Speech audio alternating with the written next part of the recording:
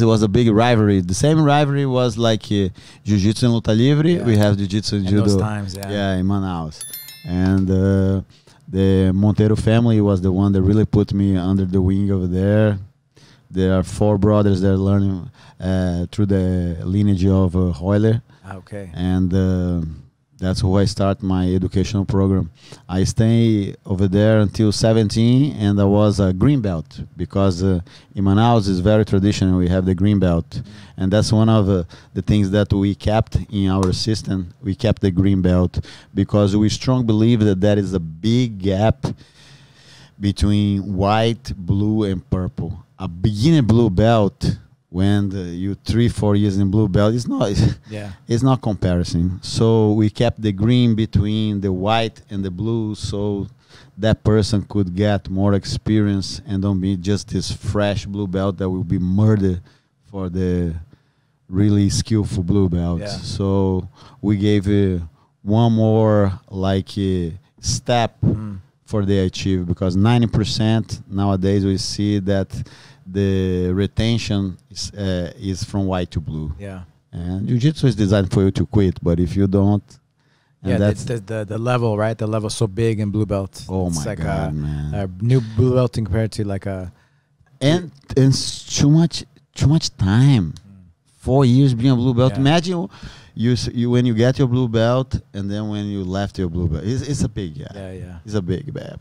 And I heard this and I felt this experience in the opposite way, because look, at 17 I was a green belt, and then I went to Rio, and then when I went to Rio, I went to Gracie Muay Thai, and the guy said, "Hey man, there is no green belt for 17 years old. You got to be a blue belt." And then I was bumped to blue belt. And then 3 months later, I got a purple belt. So actually, yeah, I never fought a tournament as a blue belt. So I was this fresh blue belt fighting the purple belt. What ended up?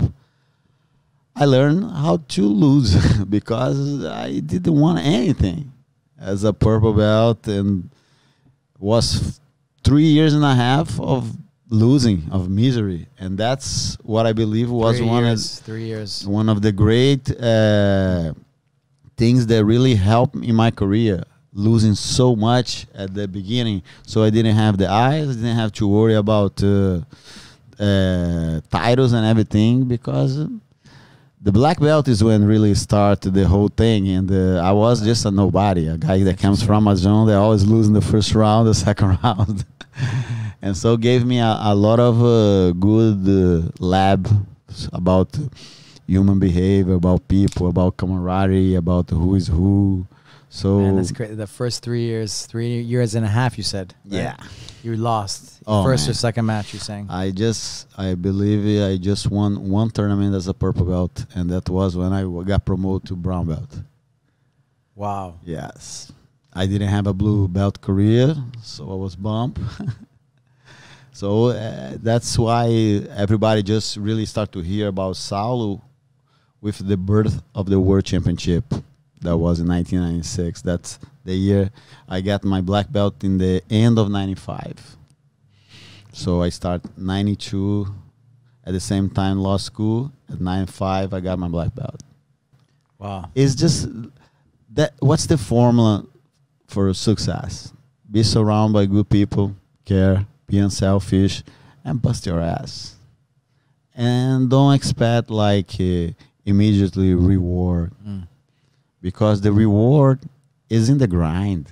If you want the reward and some pretty recognition, you bark in the wrong tree.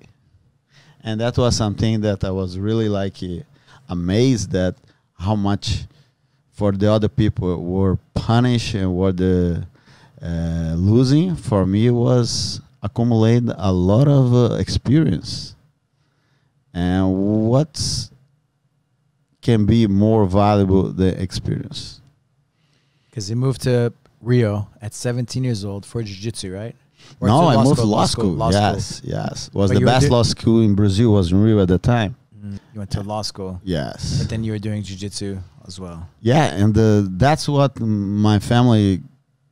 Man, you sucks at jiu-jitsu. Why you gonna choose jiu-jitsu? But it's something that everything I do 100%. And I'm really commit to the cause, to the people, and to the environment. It's like Master Elliot used to say, what you do to yourself will die with you. What you do for the others, going to echo to the eternity. If you're going to work for what you're getting paid, you don't worth a dime. It's your extra. And I was willing to do the extra. I was willing to do whatever it takes for my group and for us to get it done. Because that's the definition of success. Get it done. It's sometimes not going to be pretty, sometimes not going to be glamour, but be accountable. Be somebody that will make the difference in somebody's life and in the world. Yeah, just makes me think, like, didn't you ever feel like quitting when those 3.5 years? Like, hey, this isn't for me. I quit many times because every time that you just accept defeat, you are quitting. Because the warrior spirit never dies.